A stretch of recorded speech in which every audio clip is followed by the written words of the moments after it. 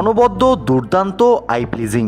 চিটাগং কিংসের বিপক্ষে সাব্বির রহমানের ব্যাটিংকে আখ্যায়িত করা যেতে পারে আরও অনেক বিশেষণেই। হারের বৃত্তে ঘুরপাক খেতে থাকা ঢাকার ত্রাণকর্তা হয়ে ব্যাট হাতে হাজির হয়েছেন সাব্বির রহমান। 3-4 এবং 9 ছক্কায় খেলেছেন 82 রানের অপরাজিত ইনিংস। আর 82 রানের ইনিংসে সাব্বির বল ফেস করেছেন মাত্র 33টা। ব্যাট করেছেন প্রায় 250 স্ট্রাইক রেটে। ব্যাট হাতে ঘাম ছুটিয়ে ছেড়েছেন চিটাগং কিংসের বোলারদের। সাব্বিরের ব্যাটিংয়ের কল্যাণে 130 কিংবা 140 নয়, 177 রানের লড়াকু সংগ্রহ পেয়েছে ঢাকা ক্যাপিটালস। সাব্বির রহমান ভক্তকুলে তুমুল জনপ্রিয় একটা নাম, তবে গেল কয়েক বছরে সাব্বির ছিলেন না দৃশ্যপটে। কোথায় যেন হারিয়ে গিয়েছিলেন ড্যাশিং এই ব্যাটার। তবে হুট করে সবাইকে অবাক করে দিয়ে বিপিএল এর ড্রাফট থেকে তাকে দলে ভেড়ায় শাকিব খানের দল ঢাকা ক্যাপিটালস।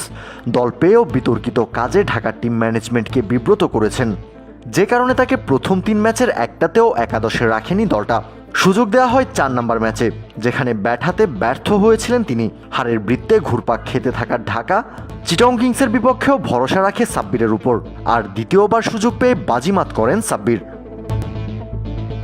তবে ওসমান খান এবং পারভেজ হোসেন ইমনের ব্যাটিংয়ে শুরু থেকেই ম্যাচে ছিল চিটাগং কিংস। পাওয়ার প্লে শেষে 7ম ওভারের প্রথম বলে যখন ইমন আউট হয়ে প্যাভিলিয়নে ফেরেন, তখনও দলটার নামের পাশে 55 রান।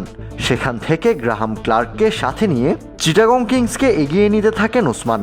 33 বলে 55 রান করে ওসমান ফিরলেও উইকেটে টিকে থেকে চিটাগংয়ের হয়ে লড়ে গেছেন গ্রাহাম ক্লার্ক।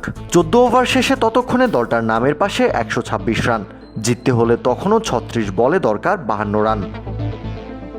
শেষ দিকে শামীম পাটোয়ারির ক্যামিও ইনিংসে জয়ের বন্দরে পৌঁছে যায় চিটাগং কিংস।